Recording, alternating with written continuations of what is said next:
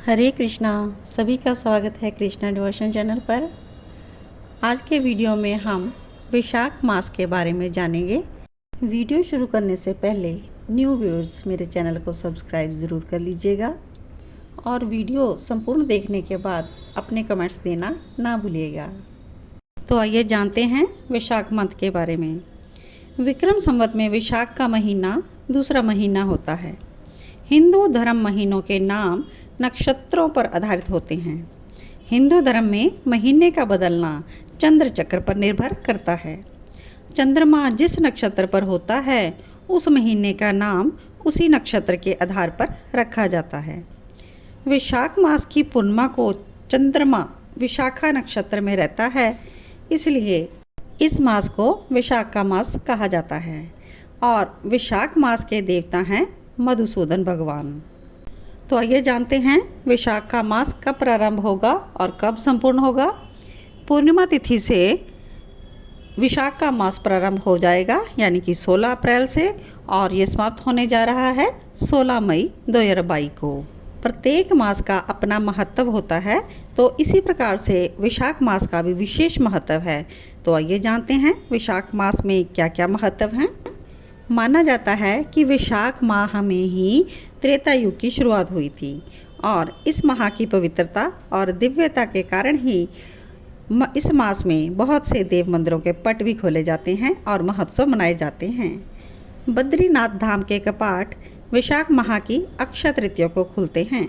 कहा जाता है कि शुक्ल पक्ष को अक्षय तृतीया के दिन भगवान विष्णु ने कई अवतार धारण किए थे, जैसे कि नर नारायण, परशुराम, नरसिंह, हयग्रीव।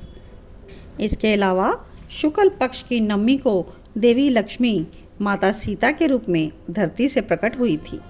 वैशाख मास की जो अमावस्या होती है वो पितरों के तर्पण के लिए बहुत ही शुभ दिन माना जाता है।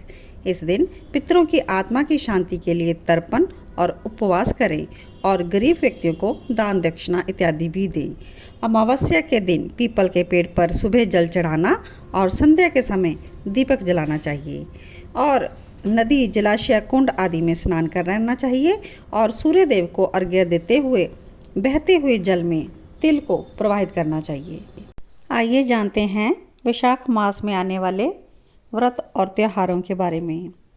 इस माह में गंगा उपासना, वरुथनी एकादशी, मोहिनी एकादशी, अक्षय तृतीया, वैशाख पूर्णिमा जैसे महत्वपूर्ण त्यौहार और व्रत आदि मनाए जाएंगे। 19 अप्रैल को गणेश चतुर्थी व्रत, 24 अप्रैल को श्री शीतला अष्टमी, 26 अप्रैल को वरुथनी एकादशी, 28 अप्रैल प्रदोष व्रत, 30 अप्रैल अमावस्या और 3 मई को परशुराम जयंती या अक्षय तृतीया। 8 मई को गंगा सप्तमी, 10 मई को सीता नवमी, 12 मई को मोहिनी एकादशी, 13 मई को प्रदोष व्रत, 14 मई को नरसिंह जयंती, 16 मई को बुद्ध पूर्णिमा और 15 मई को कुरम जयंती मनाई जाएंगी। विष्णु जी का प्रिय मास वैशाख मास। तो वैशाख मास में कौन कौन से दान किए जाते हैं, जानते हैं इनके बारे में। वैशाख मास में जल दान का विशेष महत्व है।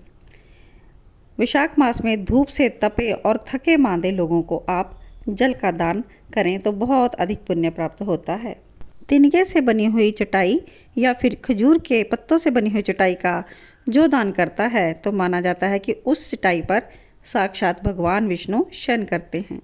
चटाई देने वाला, बैठने वाला और बिछाने वाला सब ओर से सुखी रहता है। इसलिए हमें किसी भी गरीब व्यक्ति को सोने के लिए चटाई का दान ज़रूर करना चाहिए। कहते हैं कि निद्रा से दुख का नाश होता है, निद्रा से थकावट दूर होती है और यह निद्रा चटाई पर सोने वाले को सुखपूर्वक आ जाती है। चटाई दान करके आप पुण्य के भागी बन सकते हैं। दूसरा जो महत्वपूर्ण दान है वो है छाया का दान। मतलब कि आप किसी को छाता दान कर सकते हैं या फिर आप बगीचे में पेड़ इत्यादि भी लगा सकते हैं, जिससे कि पेड़ की छाया सभी को सुखपूर्वक मिल सके। आप बगीचे का निर्माण कर सकते हैं और आप विश्रामशाला, जो कि थके हारे व्यक्तियों के लिए विश्राम करने की जगह है, उनका निर्माण भी कर सकते हैं। वैशाख मास में जल के दान का विशेष महत्व है। आप सड़क के किनारे पर जल का दान धूप से तपे हुए व्यक्तियों को कर सकते हैं। ताप का नाश करने के लिए जल दान देना बहुत ही महत्वपूर्ण है।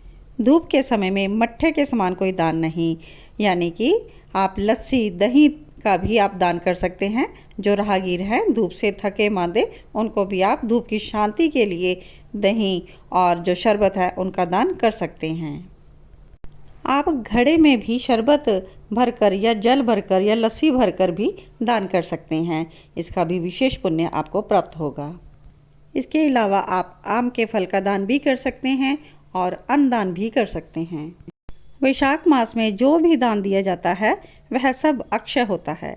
ब्रह्मा आदि देवता भी बिना दिए हुए कोई वस्तु नहीं पाते। तो दान तो देना ज़रूरी है। तो जो दान नहीं देता, दान से हीन है, वह निर्धन हो जाता है। अतः सुख की इच्छा रखने वाले व्यक्ति को वैशाख मास में अवश्य दान करना चाहिए। आइए अब जानते हैं वैशाख मास में नदी स्नान का महत्व। जो मनुष्य वैशाख मास में नदी में स्नान करता है वह 3 जन्मों के पाप से निश्चय ही मुक्त हो जाता है। सूर्य उदय के समय किसी भी समुद्रगामिनी नदी में वैशाख में स्नान करना चाहिए, तो वह 7 जन्मों के पाप से तत्काल छूट जाता है। जो मनुष्य 7 गंगाओं में से किसी भी गंगा में स्नान करता है वह करोड़ों जन्मों में उपार्जित किए हुए पाप से निसंदेह मुक्त हो जाते हैं। और जो 7 गंगा हैं वो कौन सी हैं? जानवी वो भी गंगा है, और वृद्ध गंगा यानी कि गोदावरी, कालिंदी यानी कि यमुना, सरस्वती, कावेरी, नर्मदा और वेनी में ये 7 गंगाएं कही गई हैं।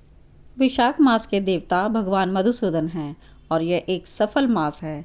इसलिए भगवान से हमें आराधना करनी चाहिए कि हे मधुसूदन, हे देवेश्वर माधव, मैं मेघ राशि में सूर्य के स्थित होने पर वैशाख मास में प्रातः स्नान करूंगा और आप इसे निर्विघ्न पूर्ण कीजिए। और स्नान के बाद आपको सूर्य को अर्घ्य देना चाहिए और भगवान से प्रार्थना करनी चाहिए कि मैं आपको अर्घ्य दे रहा हूँ मधुसूदन, इसे आप ग्रहण कीजिए।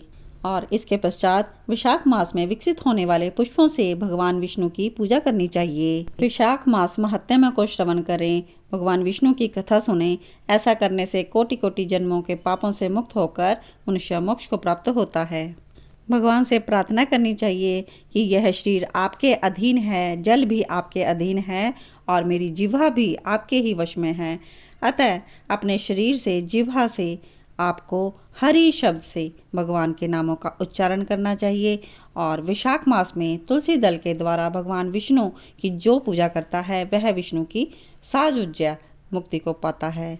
इस प्रकार अनेक प्रकार से भक्ति मार्ग से तथा भांति भांति के व्रतों के द्वारा भगवान विष्णु की सेवा और उनके सगुण या निर्गुण रूप का आप अपने चित्त से ध्यान करना चाहिए। आपको श्रद्धा से, भावों से प्रभु की पूजा करनी चाहिए।